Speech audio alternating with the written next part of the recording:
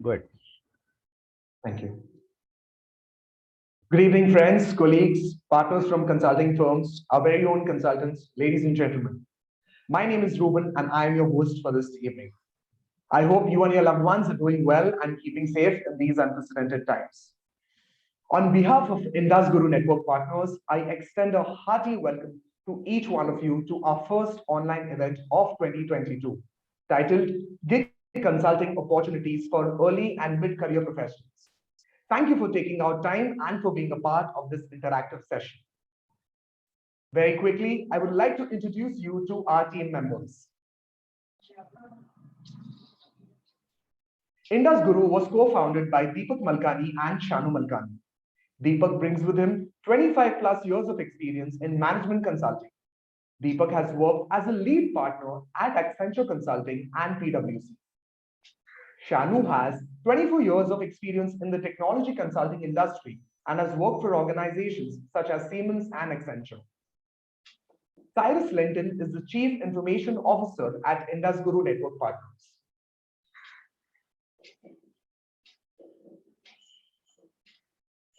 And Cyrus is also the in charge of the platform's architecture.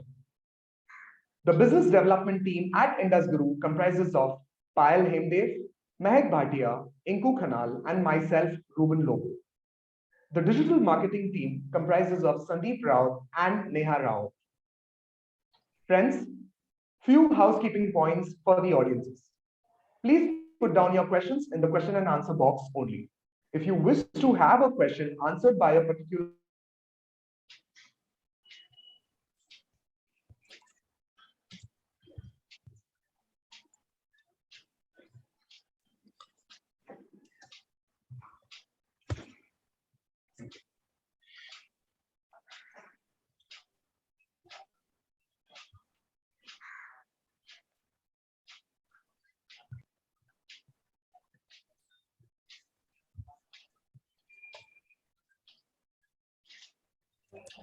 I'm not able to hear him.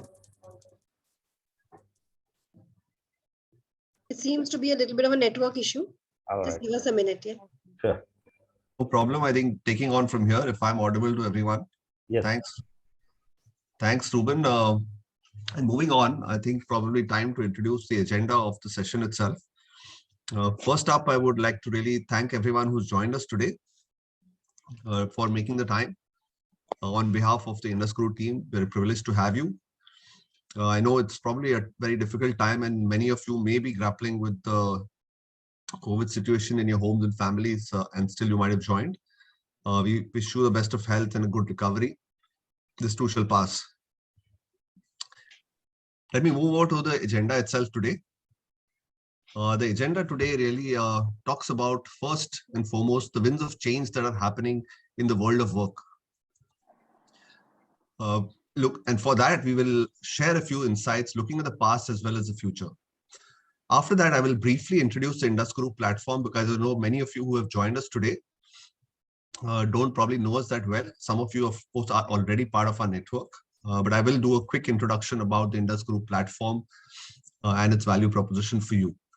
Thirdly, we'll come to the meat of the session today. We'll be sharing frontline experiences from 6 speakers. We're really excited to have some of our freelance experts as well as our client partners who work with our freelancers to share the insights for you. And that will be really the focus of our session today, and hopefully provide a lot of learning for everyone. Fourthly, we will, of course, spend time talking about questions on your mind for the speakers and have an open house.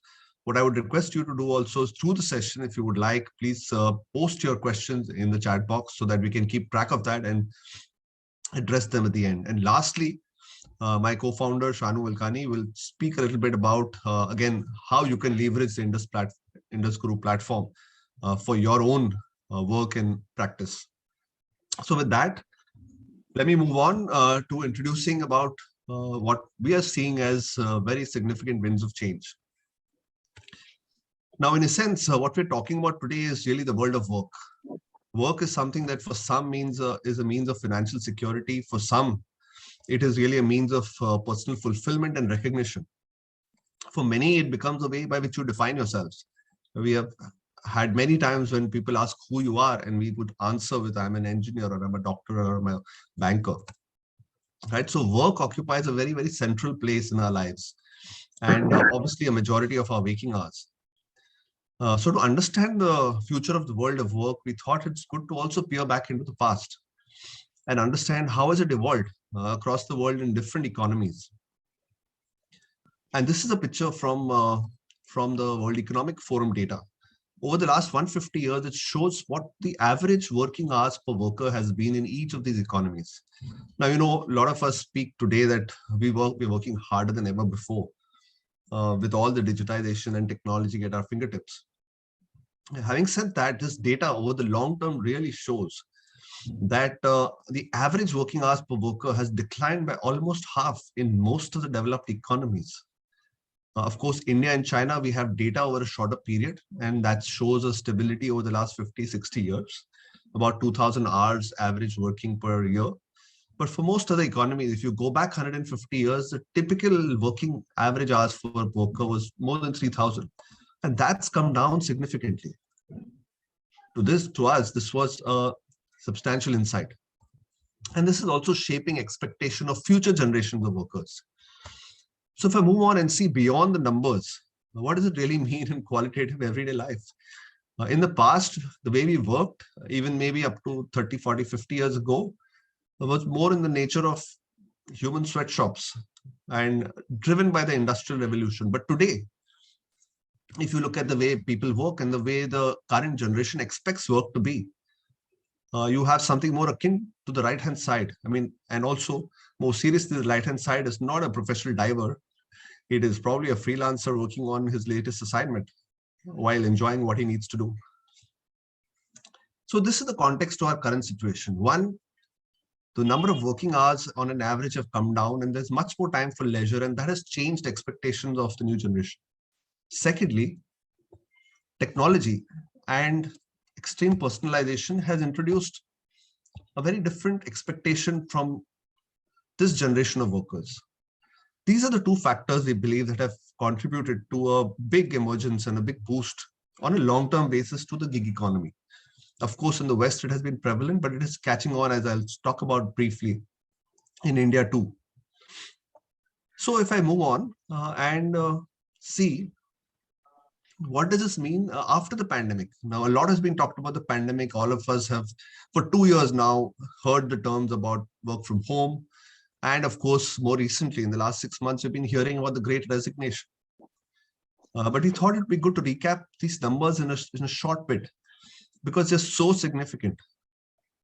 If I look at a recent Gartner report, it talks about the change in remote working, and that's from pre-pandemic to post has gone up from 30% to 48%. That's what employees are saying, that they will likely work remotely at least part of the time. It's here to stay. Those organizations that believe that they can come back to office as usual probably are not seeing the future as clearly as this. Secondly, contingent workers, and a very large number, 32% of organizations are talking about replacing full-time employees with contingent workers. And this, again, as we see recently, is boosted by the Great Resignation that's been talked about in the US, but it's equally, if not more, emphatic in economies like India. A recent Microsoft research said that more than 60% of India's workforce today is thinking of switching jobs this year itself. Now that, as it is panning out, is causing each organization that we talk to a big rethink in how they look at the talent. So this is all that really culminates into a big boost to the freelance economy. And in particular, both of these talk about the big emergence in early and mid-career freelancing, which is really the focus of today's session with all of you. So if I move on and let's talk about a bit of the insights from a recent Forbes study focused on the freelancing world itself. And this, I would recommend those of you interested to look this up. It has many more insights than I have put down here. But some highlights which we thought very relevant for our group today is that the acceptance of remote work is really what is creating the level playing field. Until now, remote workers, freelancers, were different from employees in an organization. Employees in an organization worked on site often, but that's changed. It's a level playing field. Everyone works potentially remotely, and therefore the acceptance of freelancers, it's also in Asia, is growing rapidly. Not only Asia, in particular, countries like Japan, which we all grew up knowing as a country which had lifetime employment as its core value. Even in that economy, freelancing is becoming a respected alternative career. Moving on to how freelancing is done, I think there are other interesting insights maybe relevant for all of you, and just wanted to recap that, which is that people are now, if you can go back, that people are now also teaming and hunting in packs, in a sense that usually the freelancing world was seen as a world of individuals. People liked the flexibility, wanted to do their own thing, but now, aided by platforms, freelancers are also being able to work with each other, form bonds, and therefore take up more larger, more complex enterprise work. And that's also something that, as we see as an insight, we are trying to build, and I'll talk about that presently for our platform. Fourthly, our freelance platforms are also becoming more mature. Beyond simply finding and matching freelancers to work, they're also offering other services, other value-added services, which are all meaningful for a freelancer's life. And that's how we see the freelancing world evolve in 2021, 2022, and beyond. And that's how we want to be building our platform to serve it. So that's a good segue now to come to what is our platform IndusGuru all about. Let me come there and very quickly cover for you an introduction to our platform for those of you who are probably meeting us for the first time. So IndusGuru was really a platform we started together back in 2016 as a platform for senior independent professionals, recognizing that people were earlier in their careers starting to freelance. Even then, 5 years ago, we really focused it at the senior end of independent freelance professionals across a range of industries and domains. 6 functions: strategy, finance, marketing, HR, operations, and technology, and a range of 30 industries. We are today a large and growing network of independent expert consultants, empaneled through a process of curation. Now what we have decided to do is to also add to our focus the early and mid-career freelance segment, and which is why the session today. We have realized over the last 6 months that there is a growing and burgeoning need in India too for freelancers earlier in the career to work on flexible contract projects and assignments. And that's what we'll be talking about. Moving on, I think just to give you a sneak peek at what type of opportunities might lie with the IndusGuru platform, before I turn it over to our speakers who will bring it to life. The one big thing we are focusing on as a platform is working with the large consulting firms. Today, with large consulting firms, the big 4, some of the strategy consulting firms, some respected local consulting firms, we're working with them to provide them freelance consulting talent to work with their project teams as part of their pyramids. And today we will have at least one of our esteemed speakers today, Gaurav, who's a partner in PwC India, to join us and speak about it. Thanks, Gaurav. Unfortunately, our other colleague is indisposed and has fallen ill, so he won't be here. But we will hopefully have enough insights for those who are interested in this to talk to us later. Going to the next area, the other area that we are building up as IndusGuru platform is really our consulting partner model. We are currently working with a number of senior consulting professionals who have been partners, directors in consulting firms of before, and today they have their own practice. Pratal and Dr. Puraf will be joining us today to share their experience. These consulting partners of IndusGuru also engage early and mid-career professionals from our platform to work with their project teams, and that's another interesting way by which we would like to engage our early and mid-career freelancers into our community and our network. Those are 2 specific things I thought we'll introduce to you while we speak more now in length and bring to life the real experiences of our frontline folks. Without further ado, I will now pause and hand over back to my colleague Ruben. Hopefully the network is all well now. Ruben, back to you. I look forward to a good session with all of you. Sure. Thank you, Deepak. Thank you so much. Friends, moving on, we will now be launching the first poll. This poll gives us an idea of the reasons why you have chosen freelancing over traditional job. We request you to answer to the poll.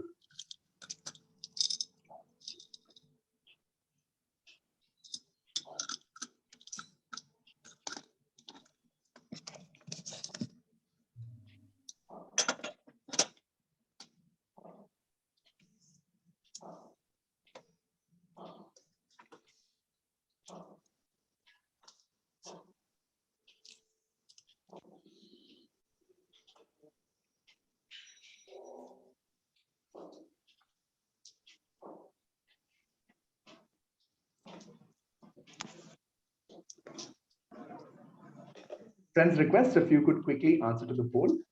Thank you.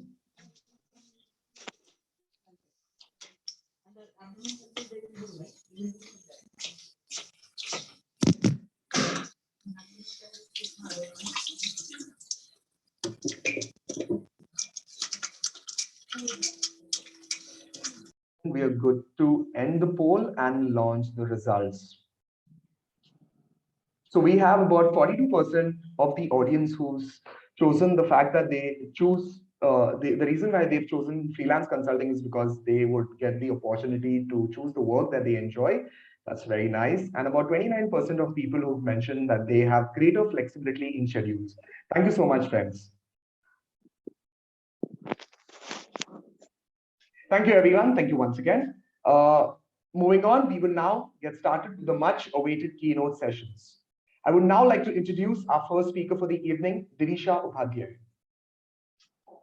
Divisha is a management consultant with 11 years of consulting and entrepreneurial experience.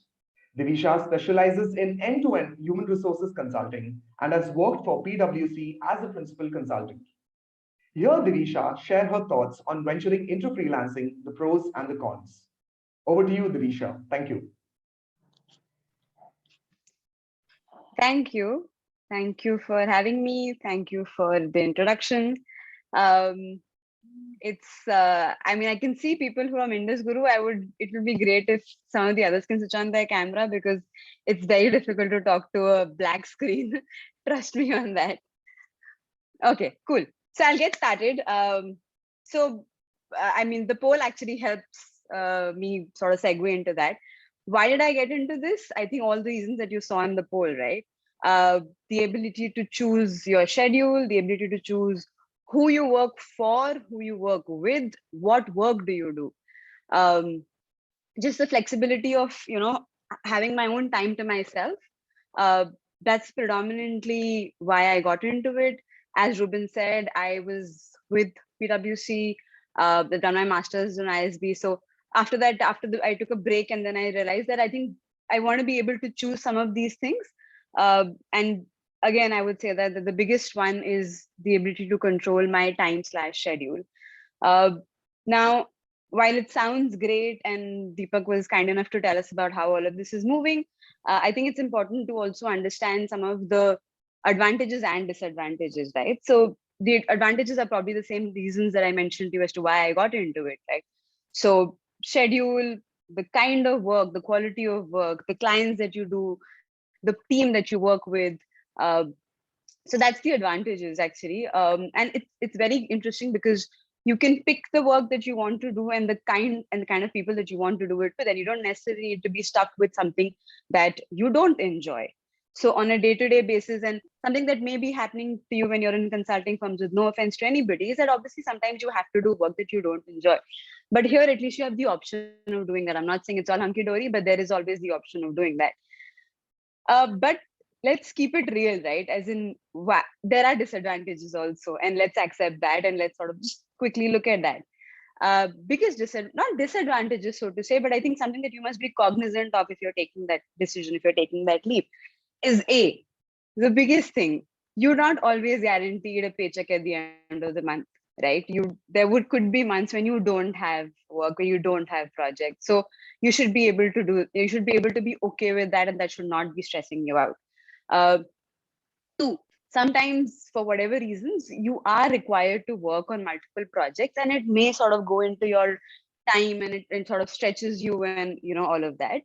Three, it's not, yes, with platforms such as IndusGuru, it's become easier to get projects. but that's not always the case, right? So there is a bit of struggle, a bit of effort, a lot of that is involved in trying to find the right project. So you could have that struggle.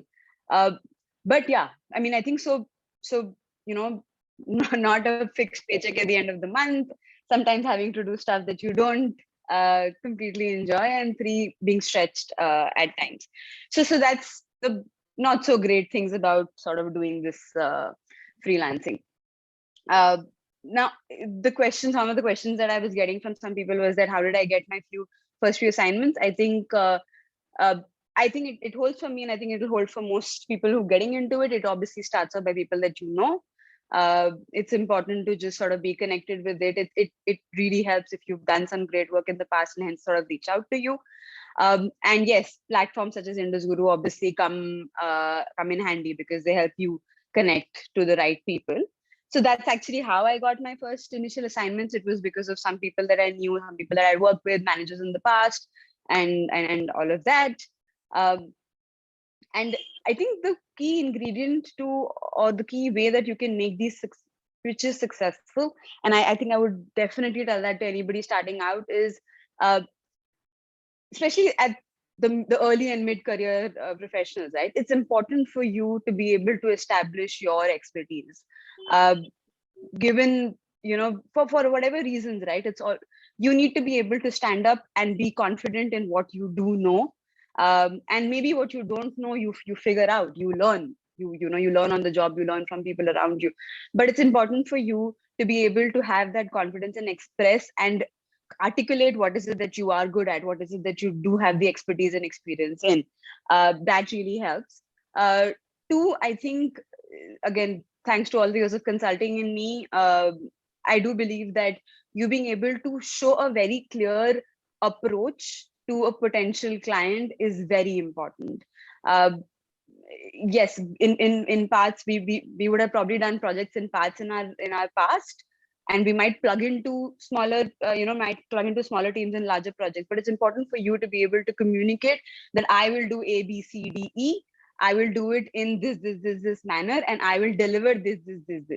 It's very, very important for you to be able to communicate that to whoever it is that you're, trying to pitch to. And I think 3, especially if you're starting out, especially if this is if somebody's trying to take the plunge or has just taken the plunge or anything, it's important for you to be very clear about what is it that you want to do, and it's important for you to be open about some of it, because only then will you gain the experience, right? So I mean, let's be honest, right? Somebody who's got about 15-20 years of work experience, they stand up and say that, oh, I can do this for you. Yes, because they've got the experience, they've got the expertise, yeah. But when you've got about 5, 6, 7, 8, 10 years of experience, you have to communicate that well. You need to be able to stand your ground, and you need to be able to be like, okay, I can do this and I cannot do this, right? So one, be open to what is the kind of work that you can do. 2, be very clear about how you will do it. And 3, be confident in standing your ground and explaining the expertise that you have. So that's broadly what I wanted to talk about. I don't want to take any much of your time, but my closing comments and some things that really helped me in the past 3-4 years that I've been doing this is just know what is it that you want to do, and please know what are you okay with and not okay with. Don't take this plunge because everybody is doing it, and don't take this plunge because nobody is doing it and you want to be different. Whatever it is, do it for the right reasons, and do it when you know that, yes, I have gained enough experience and I can stand my ground and do this tomorrow. Because only that will sort of see you in the long run. If you've got doubts right now, if you're not clear on things right now, please take your time. Please, just get enough experience, get enough exposure, do all of that, because otherwise, and that's what will help you sort of go do this in the long run. So those are my closing thoughts. Thank you so much for having me. Thank you so much for listening to me. I will stick around just in case any of you have any questions. Over to you, Ruben. Thank you so much, Drisha. I'm sure your points were certainly very helpful for all the newcomers and all the ones who wish to venture into the world of freelancing. Thank you so much, Drisha. Thank you for accepting our invitation. All right, ladies and gentlemen, taking the opportunity to introduce our next speaker for the evening, Dr. Puraf Gandhi. Dr. Puraf Gandhi is a strategy and innovation expert with vast experience in the healthcare and pharma industry.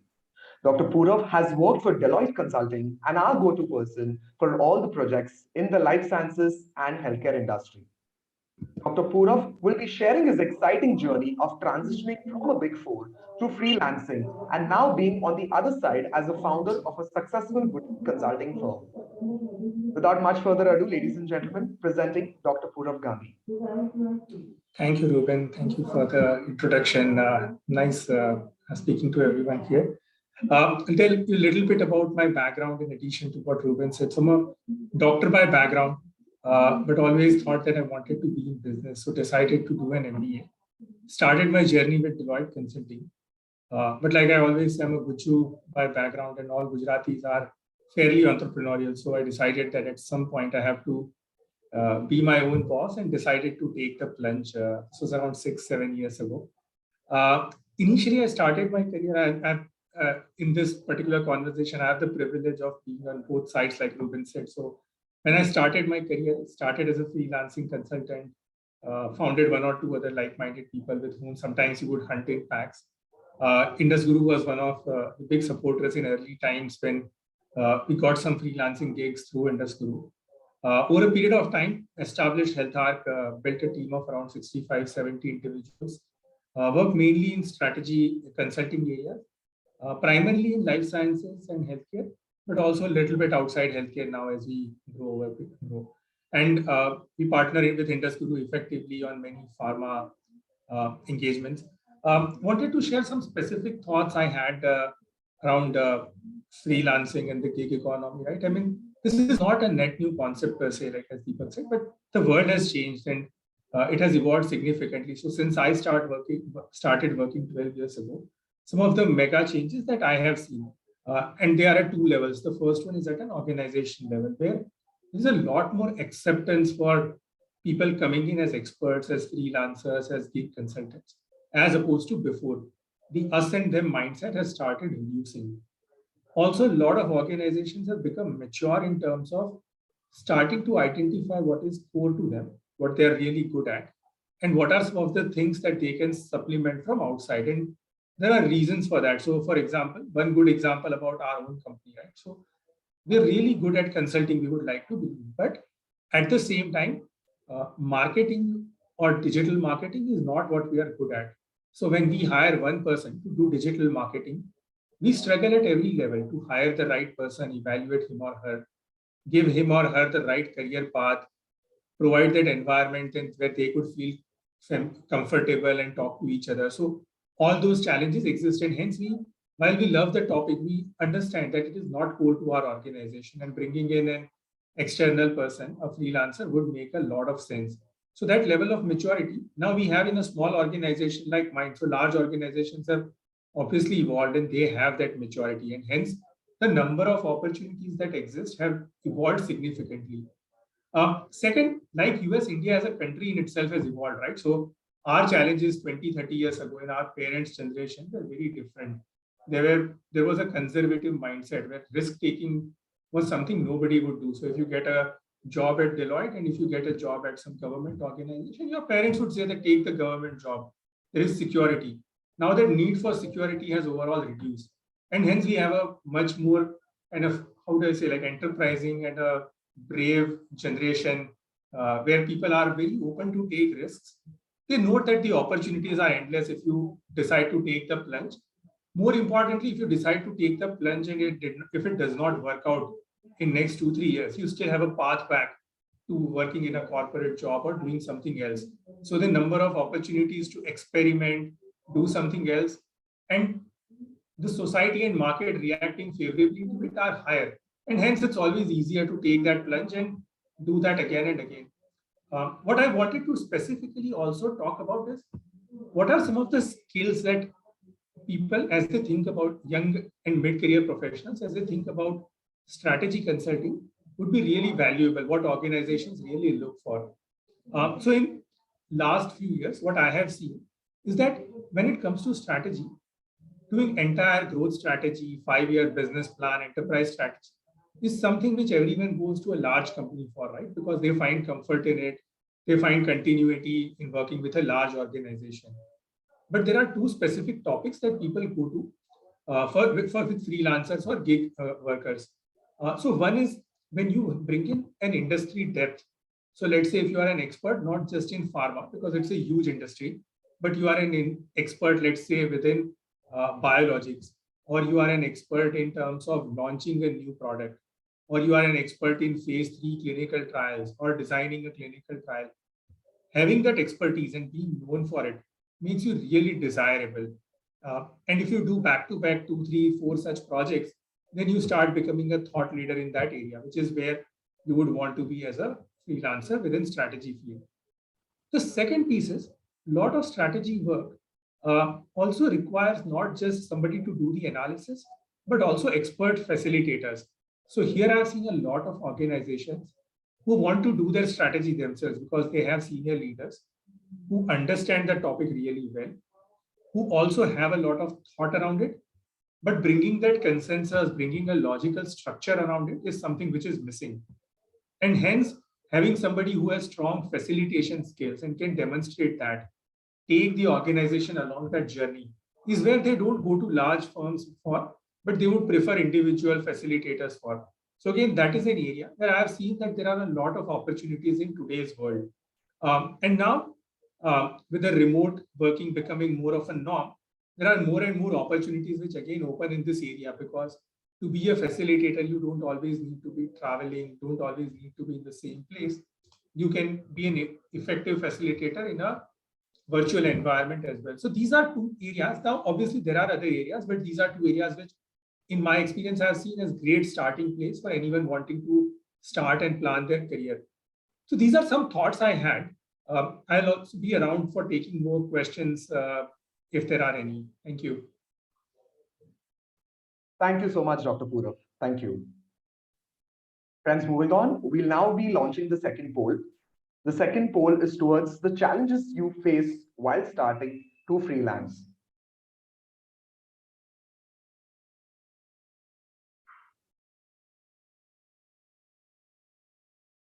We request you to answer to the poll.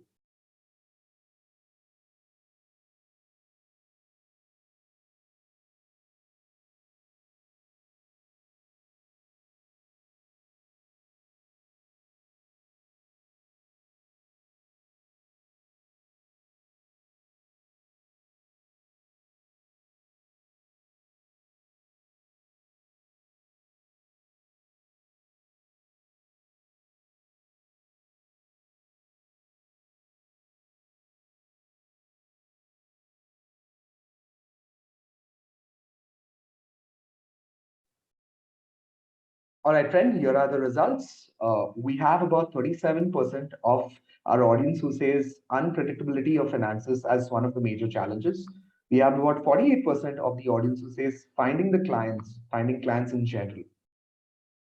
Thank you so much. That was the poll. Friends, I'm now launching the third poll. And the third poll, once again, is towards the ongoing challenges, the major ones that you're facing in your freelancing assignments.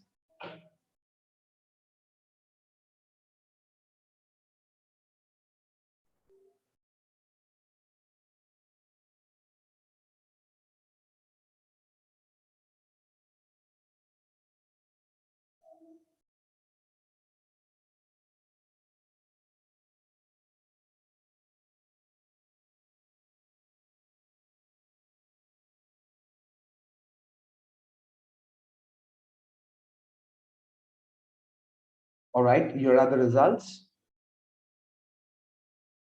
We have about 44% of the people who say one has to be their own best advocate and market to be a freelancer. We have about 20% of the people who say continuous flow of work, and another 20% of the people who say balancing inconsistent workflow. Thank you so much, friends.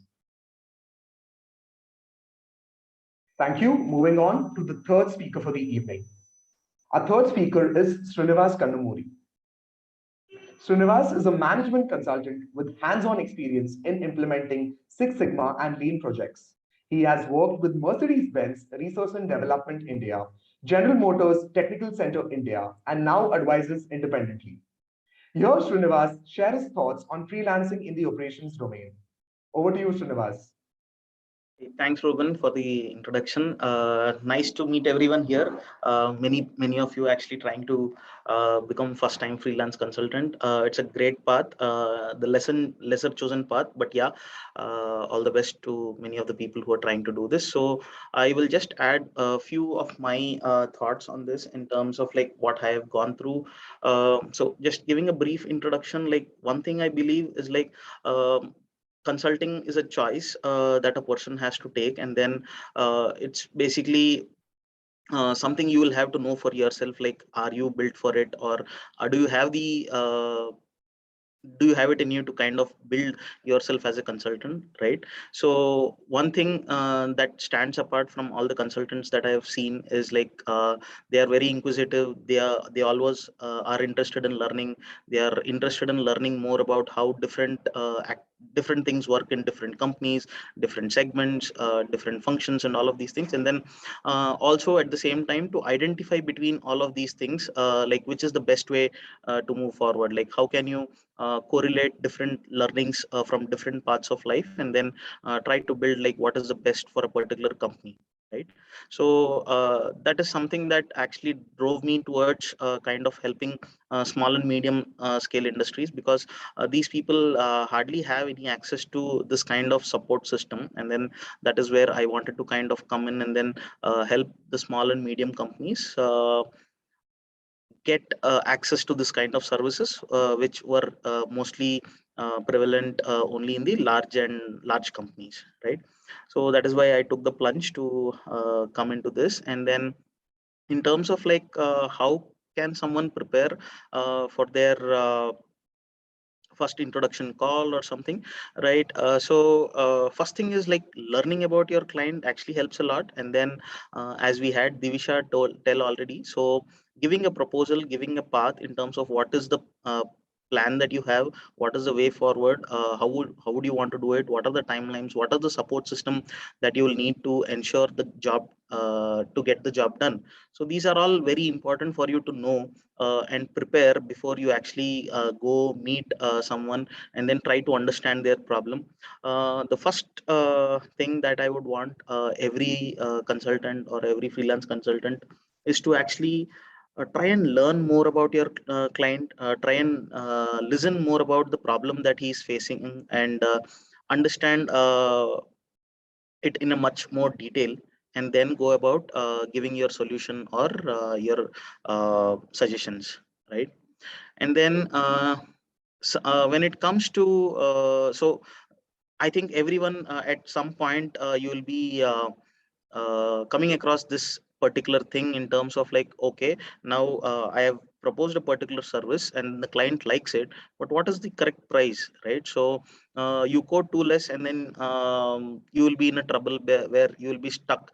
So because the money is less, and then you will be wanting more money to fulfill your needs, and then you will accept multiple engagements with multiple clients, and then which is again kind of a problem, because you only have a limited period of time, right? So it is how do you quote for a particular product so that you are able to commit a good amount of time to your client, because gone are those days where you just give a strategy and expect a client to kind of execute all of it by himself, right? So now most of the clients, they just don't need the strategy or the way forward, they also want you to help them in the implementation, right? So your involvement in the project is going to be very high. You cannot do it offline, you cannot do it without the on hands approach and all of these things.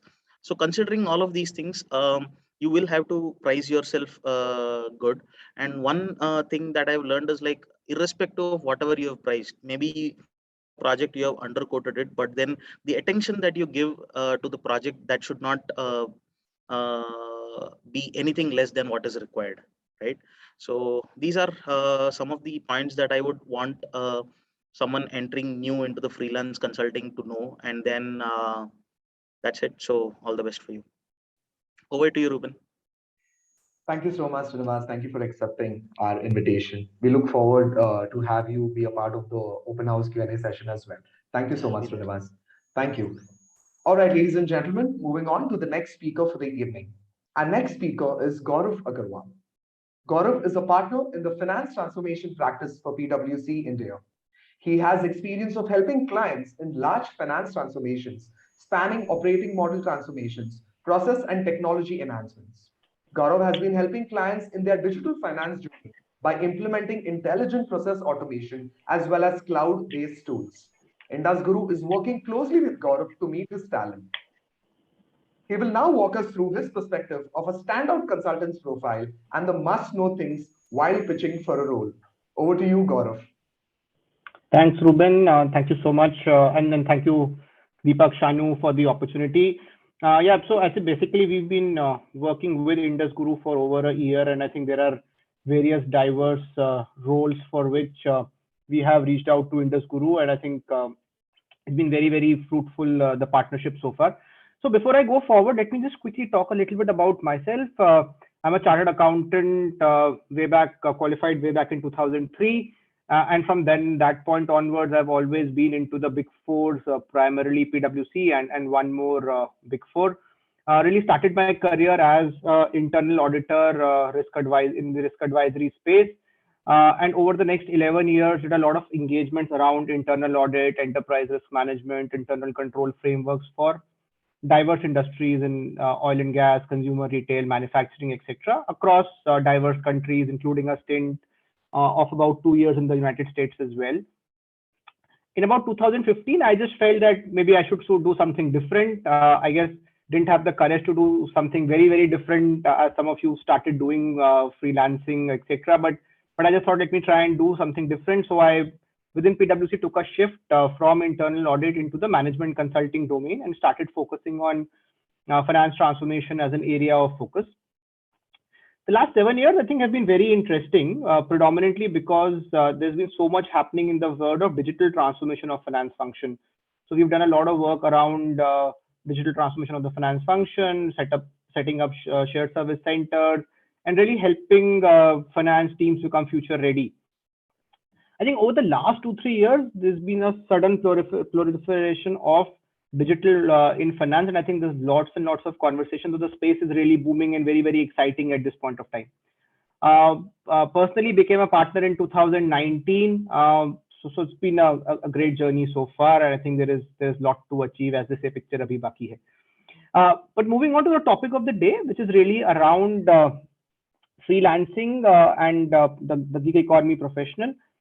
I guess personally for me and for the firm, while we've been dabbling in this space for 3 to 4 years, but I think over the last couple of years, and especially during the Great Resignations, I do feel that the importance of gig economy to us as a practice and as a firm has taken a significant amount of prominence. I think some of our Western counterparts, the PwC US, which has a very structured platform already for managing the gig economy, gig professionals. But India, I think, has really now kind of understood the importance of the gig economy professionals. So we are working very closely with it. I guess the model is suited both for the organizations as well as the professionals. I think Vivisha and the other speakers spoke a little bit about how it's important for professionals, but let me talk a little bit about, as an organization, why it's important for us. So really, I think if you look at it, when we look at the sudden growth which is happening in the environment right now, in the business environment right now, we face two major challenges from a staffing perspective. One is really scale, and the other is around specialization. So when I say scale, it's really about how can we have enough people to service our needs, and that's where I think the early to mid-stage professionals become extremely important. What we are seeing in the market right now, that a typical onboarding cycle is somewhere between 3 to 5 months, right? Which really impacts our business, which impacts our client projects, and it really impacts our ability to take more client projects. So, and if I look at from platforms like IndusGuru, we are able to onboard people in less than a month, which actually gives us a lot more agility in the market to take more projects, and I think service our clients more and really grow the practice even more. So that scale question kind of gets answered through the gig economy professional. Also, I think there are times when we get a large project which are of short durations, right? And for us to hire, let's say if you need 20 people for a 6-month project, for us to hire people for those roles quickly and then retain them after that project is over becomes very difficult. So in the past, we had actually given up on some of these projects because there was no way we could do this in a viable way. But again, by using the early to mid stage gig professionals, we've been able to handle some of those projects really well. So that's another advantage which I see from a professional services firm perspective. The other advantage, and I think some of you alluded to it, is the specialization part. The projects which we are doing these days are getting more and more complex. The client problems are getting more and more complex. And I think it needs special subject matter experts in niche areas to be able to solve those problems. So again, as a firm, to have all those skills in-house and provide those people the right career paths, the right growth paths, keep them gainfully employed also becomes difficult, which is where again, some of the specialist skills which we've been able to get from the gig economy platforms has been really, really helpful. So again, the specialization and scale are important. If I were to talk about PwC, I think we've realized the importance of this whole talent pool few years back, but I think now we've taken very rapid strides in terms of figuring out a way to work very collaboratively and strategically with this platform. I mean, if you look at when we had an internal partner strategy meeting yesterday where we did speak about this as well as to how it's very important for us to really work with this platform really well. And what we have done at a structural level is to create a dedicated team which focuses on the entire life cycle of the gig professional, right from identification of the need to hiring to onboarding the right professional, to kind of creating a database and providing them the feed and getting feedback on how they have performed. So clearly, I see that space becoming even more important for us going forward, and a lot more opportunities of working together with the gig professional. Moving on, I guess just to come and talk about from a finance transformation perspective, as I said, we are experiencing rapid growth, and we do need dynamic professionals like yourselves to come and work for us on our project. I'll give you a few examples of where we have historically used gig professionals. So one example was where we were setting up a large captive center for a global organization, and we wanted people with experience in project management, transition skills, etc. And again, we had some people in-house, but we could supplement that project through some of our gig professionals. Similarly, if you were to look at our managed service offering, I think that's one offering where again, we use a lot of freelancers, people on short-term contracts to service that requirement, because again, those projects are of varying nature, and I think there are peaks which happen in the way we service our clients there. Also specific technology skills. So for example, for one of my clients, we needed people with skills like, let's say the client wanted us to develop Tableau dashboards for them. And that was one skill which we didn't have in the team. So again, we reached out and found out some professionals who could help us with those Tableau dashboards, and also with several other technologies. So I think those technology skills again are some things which we leverage from the freelance economy, freelance professionals quite a lot. And also from a client perspective, we've seen a lot of our clients demanding people or requiring people for short terms, because let's say if somebody is going through a transformation project or they're implementing a new ERP, be it let's say SAP HANA or Oracle Cloud, etc. They do need people because some of their own employees go and kind of work on those projects. So they do need people to replace them. And also they have also been attrition in our clients as well. So to manage their BAU, they do need to kind of get people on short-term projects as well till the time they're able to hire somebody as well. So again, we tap into our gig professionals pool for these projects and kind of then reach out to our clients with these to service their opportunities there. I think from just moving on to the next part, which is really around when we look at freelancers, we see some basic things, right? We look at basic skills like, do you have the right analytical skills? Do you have the right problem solving skills?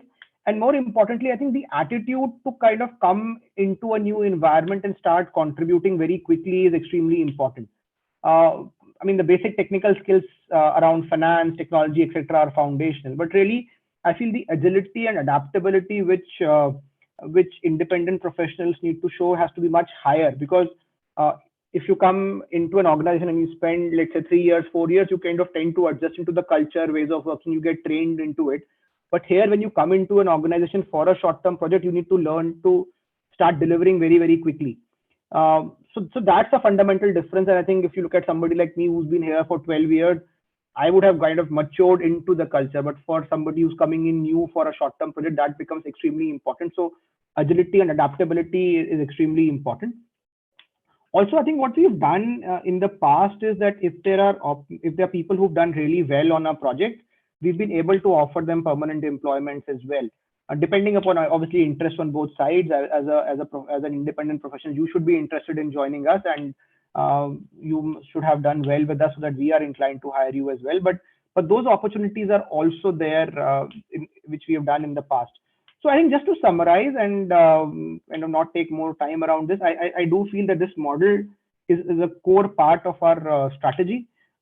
We will only grow this model, and I think to everybody who's kind of on this model now, I think these are exciting times, and this will only grow and develop more in the future. So I'll wish you all the best. Thank you. Thank you so much, Gaurav. Thank you, Gaurav. Thank you so much. Friends, moving on to the next speaker. I now take the opportunity to introduce our next speaker, Mr. Pratal Kumar. Mr. Kumar is a management consulting professional with over 20 years of experience. He has worked across several family-run businesses. He has worked for Renova Consulting, PwC, and EY. Currently, he is engaging with multiple clients in the steel, textiles, and several other industries. Mr. Pratal Kumar will share his insights on leveraging early and mid-career professionals' expertise for execution-oriented projects. Over to you, Mr. Pratal. Hi, thanks, Ruben. There was a question for Gaurav. I think you want to take it now before I start my... I'll answer it on the chat itself, so you can continue. Yeah. Okay, right. So thanks everyone for giving us this opportunity to talk about on this subject. And of course, things are evolving. A lot of changes has been seen in the last year. This has accelerated, as Deepak said. The whole freelancing thing has accelerated quite a lot. But fundamentally, before I get into my introduction, I just wanted to bring one old school thought. That consulting has always been a profession which was it was never a job. First of all, it was always a profession you choose. It's a career option which you have taken for life, and you have always been a freelancer because you never had, technically speaking, and if one has read what McKinsey said in their book, The McKinsey Way, they said that there's only one hierarchy.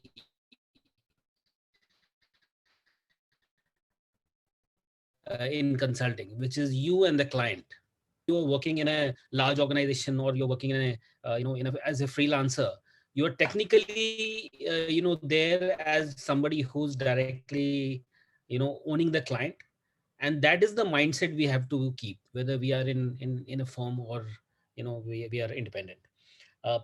And that really gives us the thought process on what kind of skills and what kind of mindset we should be having when we are entering the world of being independent totally. Let me introduce myself. My name is Pratal Kumar. Ruben has already given you the introduction in terms of the number of years I have spent in consulting. But as far as starting on my own, this thought has been with me for the last almost 10 years. In fact, Progility Consulting is something which I got registered about in 2010, but finally got to start it in 2020. So 10 years I had this thought, and frankly, 10 years I have paid the consultant, the chartered accountant, a fee to make sure that the company remains in order. But I always had this thought is someday I'll start this. There was a very strong urge to start way back in 2010, but that didn't happen at that point of time.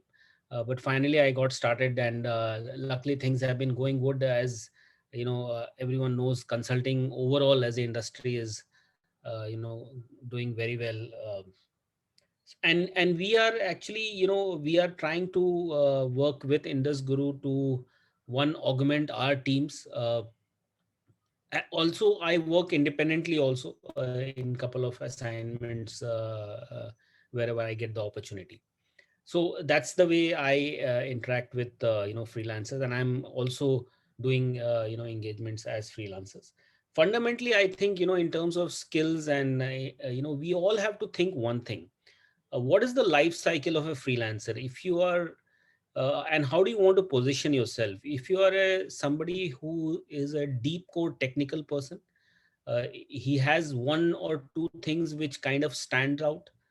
You have to be known only for that, and people and clients will have to call you, because the whole consulting world works on the repeat business philosophy. For you even to be a freelancer, you have to have that one recall for yourself. And if you can't have that recall, then the other option for a freelancer would be to look at platforms like IndusGuru, or join smaller consulting firms in their larger assignments which they may be doing. So if you want to be totally as a really one person army, then be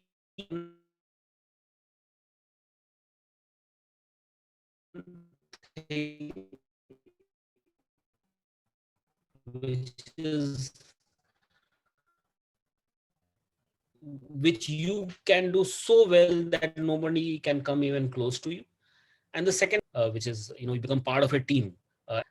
And when we are looking at consultant, have one person who's working with us full time on a project. Fundamentally, what we are trying to understand is, you can, and what we see, and my advice is that, you can enter on a skill. You can, come across as a very skilled person, and basis that the client may actually give it will be your competency which will matter to solve their issues. And fundamentally, I believe that client issues are not technical issues. What we are solving for them is issues like their own alignment between their own teams. And very common, it's very normal to see that, large organizations, the top management team is not aligned on the core issues. They are not aligned on the solutions. So your ability to get that alignment, right? Your ability to facilitate, to bring them to a decision, your ability to drive change. These are the things which will actually create a recall for you. Because skills, I mean, it's replicable, it's something which people, and this is also replicable, but is just that, you have a certain edge because you develop that, working comfort with them. They know how you will drive them and the organizations towards an action, towards the final outcome, right? So these are the things I think are very, very critical if you're starting on your freelancing journey. And it's a very difficult decision. It's not easy. I spent a lot of time thinking about it. It's not an easy decision. It's just getting easier because we have platforms like this. Companies are actually opening up. 10 years back, no one would have thought that an EY or a PwC would actually be hiring this amount of gig workforce. But today it's really open. But yeah, do you want to be part of a team? You want to have your independent name? Both, that is one career choice you have to make as a consultant also. And if you want, whichever way you go, I think, fundamentally what clients are going to remember is the way you have been able to make an impact, not on a technical front, not with beautiful spreadsheets and beautiful PowerPoints, but with the way you have engaged with them and the way you have brought a change. So that is always the core philosophy, and that'll remain. So try to build on that. So that's my piece of 2 cents of advice. I hope it really helps uh, for people who are trying to look forward to joining the consulting freelance world. Thank you so much. Thanks, everyone. Thank you so much, Mr. Pratul. Thank you so much. Friends, you are free to post all your questions in the question and answer box. If you want them to be answered by a particular speaker, we request you to write the names of the speakers as well. Please post all your questions in the question and answer box. We'll be covering all of those in the open house Q&A session, which is scheduled to take place at the end. All right, friends, we are now launching the last poll for the evening. This poll essentially is towards the platforms you use to access freelancing job opportunities.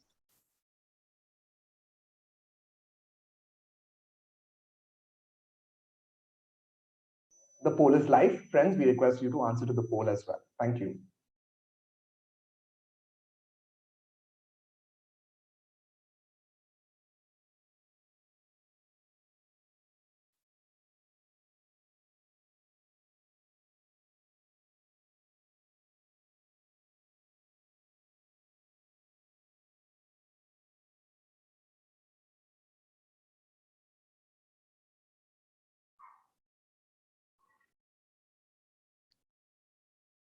Here are the results. We have about 47% of the people who say they look up for referrals and word of mouths.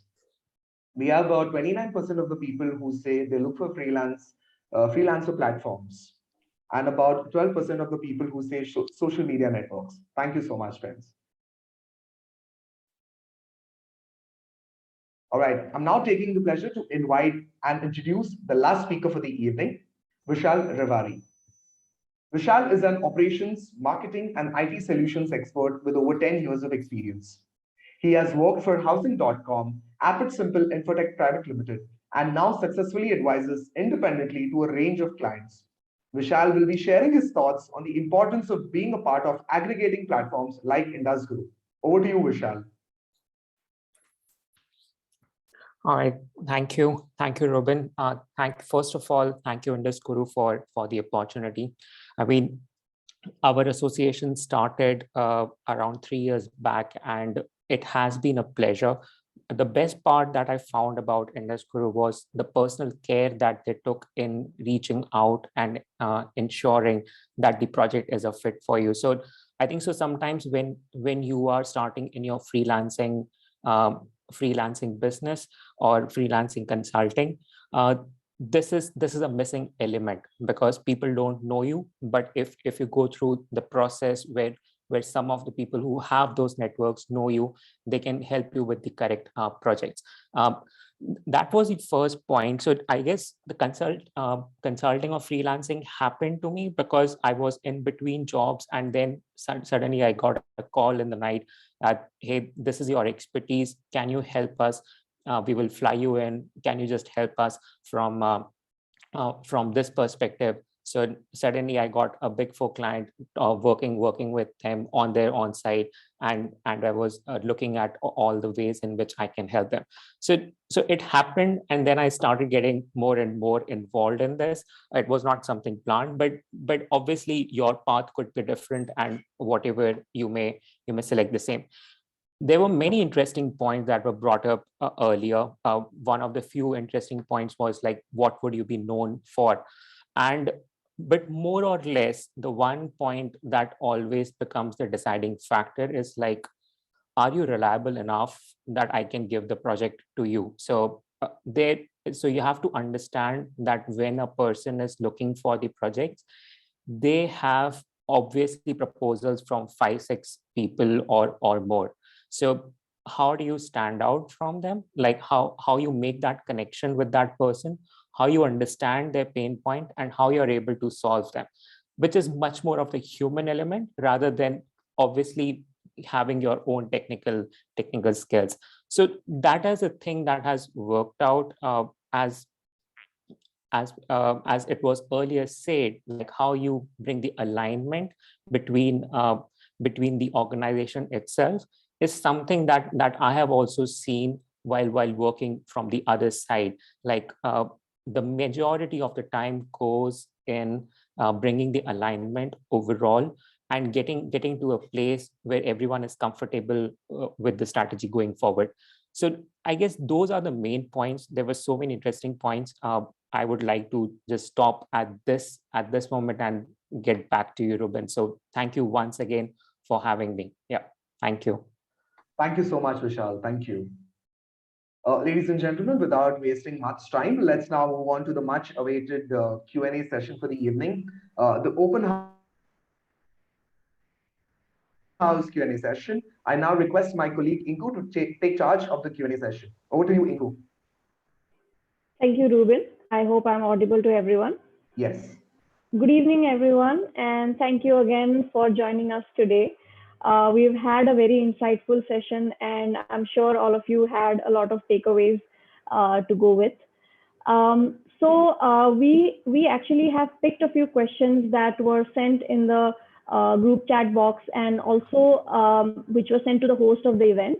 So I will be taking questions one by one, and I will be directing them to a speaker or a member of the IndusGuru team, depending on the request of the participant and the context of the question. So to start with, this question is for Divisha. Divisha, so the question goes, one question that plays on every independent consultant's mind, what will be your advice on balancing inconsistent workflow? How do you make sure the inflow of work continues? Divisha, would you like to take this? Yeah. Okay. See, inconsistent workflow is going to be a part of your life if you're going to be doing this, because you can't sort of decide when the clients decide to come to you, right? Or when they have a requirement. So my advice on that would be accept projects in a manner that you can deliver them. Because you are in control of the time that you have. So accept projects in a manner that you know, okay, I can do one project, two projects, and at the onset, get complete clarity on the amount of time that you have to put in. And while I completely understand that that might not always be possible, but at least try. Whoever your point of contact with your client is, get a sense of the kind of effort that you'll have to put into the project, and then basis that, take a decision of the kind of projects that you want to do. And I mean, yeah, there will be times when you don't have work, so enjoy it. Use that time to put into other stuff that you do enjoy doing.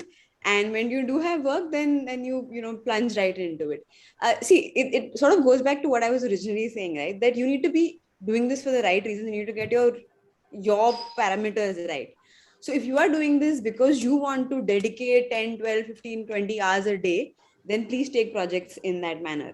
But if you are doing this because you've got like 5-6 hours and you want to dedicate that time, you do it that way. So that's one. So the whole managing projects and managing time sort of thing. Two is also, see, a lot of it is about how much you go out and get, right? So in some cases it'll come to you, in some cases it'll be how much ever you go out. So it will be inconsistent. So when there's less, please, if you want more, please go out and make sure that you actually network. And three, which might sound like a very existential thing, but it's a part of being a freelancer. So get used to it. I mean, I know it sounds like an easy thing and it's easier said than done. It took me a while to get used to it, but it is what it is. And I think for a lot of us who like to be busy, especially when we have lesser work, and especially if you've been a management consultant in a past life, you find it very unnerving. But yes, it is what it is. And so find some things that, use that time to build on your, build on an expertise, do a course, meet new people, go to events, get on platforms. So yeah. So, I mean, that would be my advice on how to get used to, or at least manage inconsistent workflow. If there's a follow-up, I'm happy to answer that. Sure. Thank you so much, Divisha, for such an open and clear answer to that question. If there are any follow-up to that, we'll definitely get those addressed as well. Quickly moving on to the next question. So this question was directed to Gaurav, which I'm sure Gaurav has responded, but we would still like to address it for the benefit of the forum. So Gaurav, so the question goes, since a finance, a PE or an investment kind of a role would require you to have confidential information relating to term sheets and transactions, can this become a hurdle to entry of gig professionals in these kind of roles? Gaurav, would you like to take it? Sure. So thanks for the question. I think it's a great question. So there would be two things here. One, when we do these kind of projects, we do a NDA with the with the professional who we onboard into it, right? So in most cases, and we do tell our clients that we're going to get somebody who's a freelancer expert who's kind of working with us on the project. So if the client is okay, and obviously we'll tell them the security protocols which we follow around NDAs, etc. A lot of times the clients are okay, and then we go ahead with it. But in some cases, if the clients say that no, it's not possible, then we may have to kind of not do it. But largely, I see at least in 70% of the cases, the clients are reasonably okay to continue with, once they are satisfied that we have the right we have taken the right measures, they are okay with us to continue. But in some cases, yes, the clients do come back and say that no, we don't want anybody who's not a PwC employee to work on this. Right. Sure. So I think that was helpful for a lot of participants, and not just the one who asked the question, because that's a question that would go on in a lot of freelancers' minds. So moving on to the next question. This question is for Vishal. The question goes, how do you deal with difficult clients, whether it is for unrealistic expectations or any other matter such as payments delay? So very practical question. Oh my God, how do you deal with? Okay, so see, as Divisha earlier mentioned, like it is part and parcel of the freelancer life. So you will get some certain clients, but I guess what has helped is like empathizing, understanding like where the client is coming from. There could be several reasons. Either you have either you're not delivering, or either it is just that the client is certainly like that. So you will have to take a decision and move on. So can't do much about and just linger it over there. So rest is up to you, but it would be your decision, like how do you want to deal with. But the best way is like, in case you're not comfortable, bring it up. So otherwise you don't know whether the person is, so sometimes what happens is like they might have given to the finance department, please clear the dues, but it has not been cleared from the finance due to some other reason. So it was not their intention, but somehow it has happened. So what you can do is bring it up 1 to 2 times and see like what's the response and how the response you're getting, and then take a call going forward. So give a benefit of doubt to your client also. So that's what I would say. Yeah. Okay, great. I'm sure that was helpful advice to anyone who must have had doubts in that area. So I will take up the next question. This question is for Pratul. So the question goes, do you think such freelancing, the ones that you mentioned during your speech, can be done for projects on weekends with an already full-time consulting job to help create change strategy for an organization apart from the inherent skills? Pratul, would you like to take it up? Yeah, I think I didn't get the second part of the question, but as far as taking up freelancing for someone who's already in a full-time job, I don't know the legality part of it, whether your firm allows it or not, but I would strongly recommend that you take up pro bono assignments. First of all, to get and clarity on whether you can actually deliver, you can actually make an impact. And there are too many at this point of time. There's so many startups who are needing help. So for you to actually do a real check on what you can deliver, on your own, I think that's the best thing to do. Just check the legality, and if you can take up pro bono work, it will be really good. You will become more and more confident that you are able to take up something like this and execute. Okay, great. I mean, that's how it works, and I think it would be helpful, for the consultants who are planning to get into freelancing. So now we'll take up the final question for the session. Because of the time limit, we are not able to take up any other questions that you may have, but please feel free to reach out anytime, and we are here to answer any questions that you may have. So this question is for Srinivas. The question goes, how do you make sure as an independent consultant to stay updated with the latest industry trends and be upskilled for the same? Srinivas, would you like to take this up?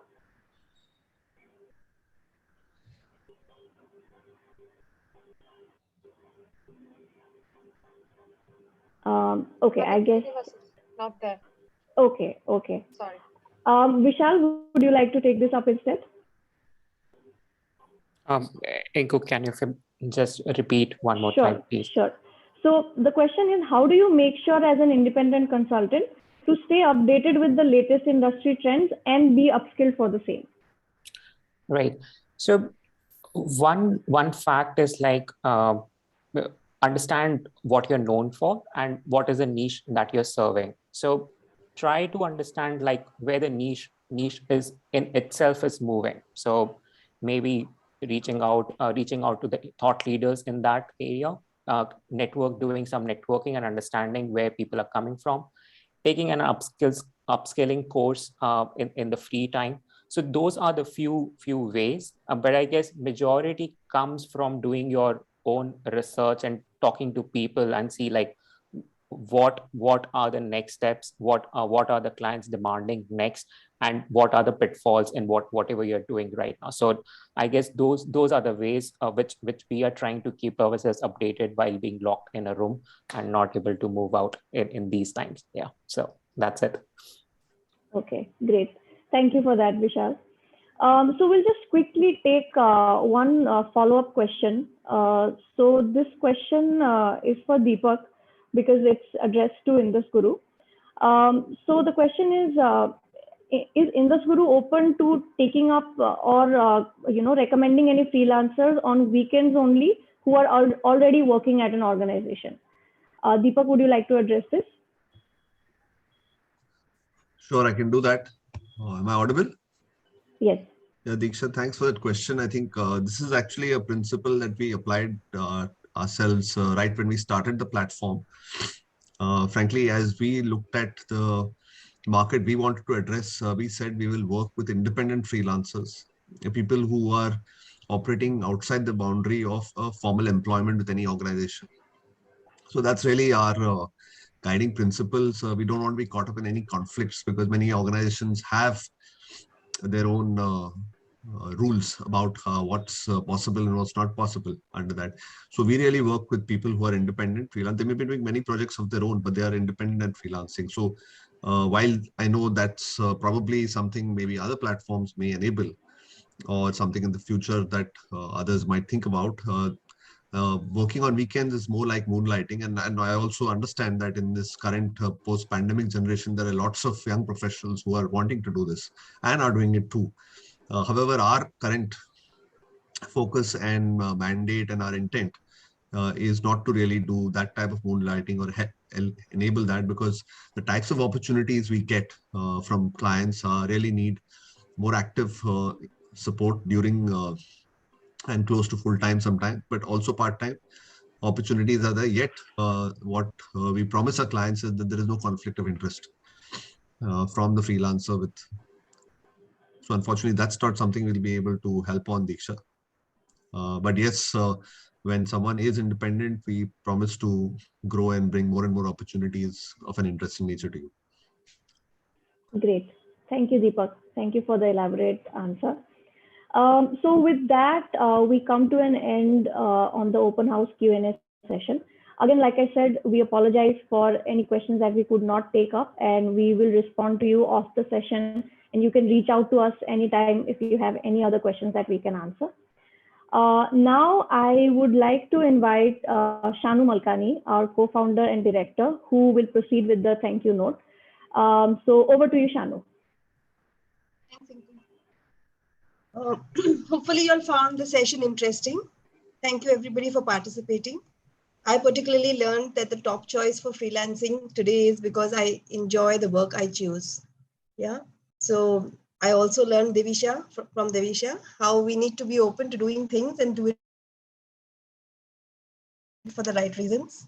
From Puraf on how people, new generation, are more confident and ready to take more risks. And from Gaurav, how a consulting firm needs more and more early on and mid-career professionals. Gaurav has also shared a range of opportunities where they will need freelancers and how agility and adaptability are most important for freelancers. Pratul, you showed us on how we need to be known for our core capability and have a client recall. Yeah. So let me tell you about the types of opportunities available on IndusGuru. Here are the services we have. Payal, if you could put up the slide.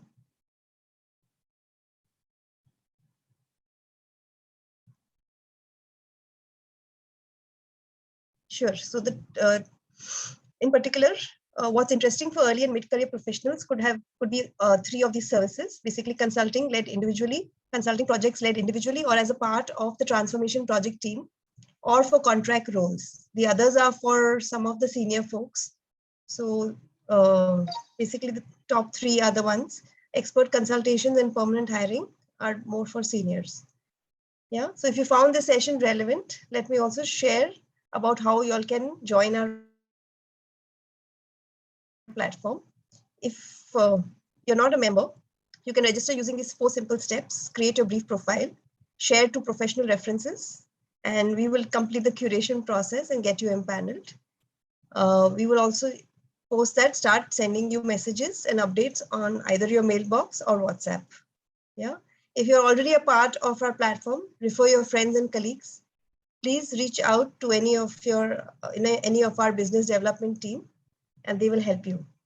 I also wanted to say thank you to the speakers, Gaurav, Dr. Puraf, Pratul, Divisha, Srinivas, and Vishal, for sharing your insights and making this session a great learning experience for all. Thank you, participants, for being so wonderful and encouraging and engaging. Special thanks to Going Digital, Sandeep and Neha Raut, who took care and ensured that we connected to you digitally. Thank you to our fantastic IndusGuru team, Cyrus, Payal, Meg, Ruben, and Inku, who have put together this lovely evening. We generally, besides providing food for thought, also provide for the stomach at our past events. But post this 3rd wave, we look forward to hosting many more events